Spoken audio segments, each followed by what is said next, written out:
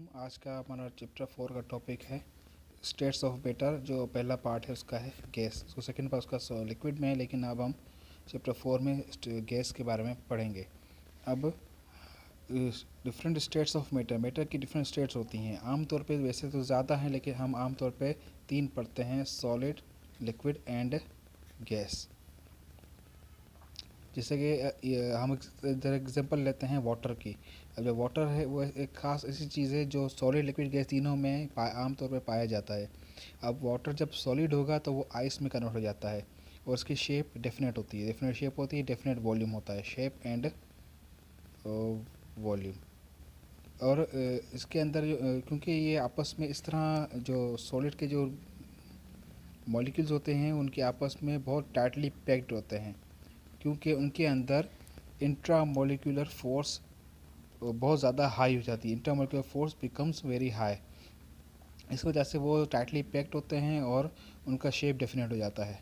अब उसका second example में आते हैं वाटर। वाटर जब लिक्विड शेप में होता है उसे वाटर ही कहा जाता है। इसका डेफिनेट शेप नहीं होता, no shape, but volume definite होता है। Volume is definite. Volume definite क्योंकि वॉल्यूम हम उसको मेजर कर सकते हैं। इसमें जो इंटरमोलिकुलर फोर्स होती है वो बिकम मॉडरेट, उसमें एक दरमियानी किस्म की फोर्स होती है, ना ज़्यादा ताकतवर होती है ना ज़्यादा कमज़ोर होती है। It has tendency to flow. और लिक्विड वाटर के अंदर जो लिक्विड होता है उसके अंदर बहने की काबिलियत होती है। टेंडेंसी कहते हैं काबिलियत, फ्लो का मतलब होता है बहना, क्योंकि वो जब भी वो क्योंकि मॉडरेट होती है इंटरमोलिकुलर फोर्स, तो उनको बहने में हेल्प करती है। उसके बाद जो तीसरा एग्जांपल है वह वाटर का है गैस। जब वाटर जब गैस में कन्वर्ट होता है उसको बन जाते हैं वेपर्स, और उनके अंदर इंटरमोलिकुलर फोर्स बिल्कुल वीक हो जाती है। इस वजह से वो उनके मॉलिक्यूल बहुत दूर दूर हो जाते हैं एक दूसरे से, तो इस वजह से इनकी शक्ल वेपर्स में हो जाती है। अब सॉलिड हैज़ वाइब्रेटरी मोशन।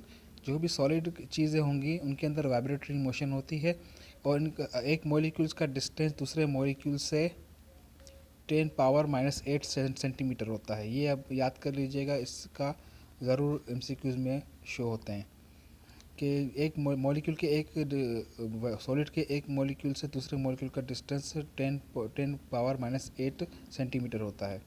उसके बरक्स liquid has fast particle motion.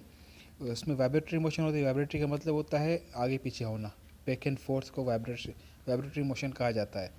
लेकिन लिक्विड के अंदर जो पार्टिकल्स थोड़े दूर दूर होते हैं उनके अंदर जो मोशन होती है वो फास्ट होती है, उसे जिगजैग कहा जाता है, जिगजैग मोशन। तो इनका जो डिस्टेंस होता है वो 10⁻⁷ से लेकर 10⁻⁵ तक होता है। सॉलिड में -8 है और इनमें -7 से -5 तक होता है। और gas has very fast particle motion. Gas के अंदर और ज़्यादा पार्टिकल मोशन बहुत ज़्यादा तेज़ होते हैं। इनके अंदर जो बीच का जो गैप होता है वो 10⁻⁵ सेंटीमीटर से ज़्यादा होता है, greater than 10⁻⁵ centimetre. Every state of matter depends on intermolecular force and attractive और repulsive force between two atoms. जो मैटर की जो भी स्टेट्स होती हैं वो इंटरमोलिकुलर फोर्स पे डिपेंड करती हैं। और इंटरमोलिकुलर फोर्स क्या है? किसी भी एटम्स के बीच में रिपल्सन या अट्रैक्शन की जो फोर्स होती है उसे इंटरमोलिकुलर फोर्स कहा जाता है। आमतौर पे इसे वेंडर वाल फोर्स भी कहा जाता है। It is an vendor Waals force होती है, it is an attraction force between atoms and it is named by Dutch scientist called vendor वाल। ये जो नाम दिया गया था इस फोर्स को, एक डच साइंटिस्ट था, उसका नाम था वेंडर वाल। उसने इस फोर्स को ढूंढा था, फाइंड किया था, और उसने अपना नाम उसने दिया था। There are 4 types of van der Waals forces. Van der Waals force के 4 किस्म होते हैं: dispersion force, dipole force, dipole induced force और हाइड्रोजन बॉन्ड। ये हम नाम याद कर लें, इसके हम नेक्स्ट टॉपिक में हम इसके बारे में पढ़ेंगे। थैंक्स।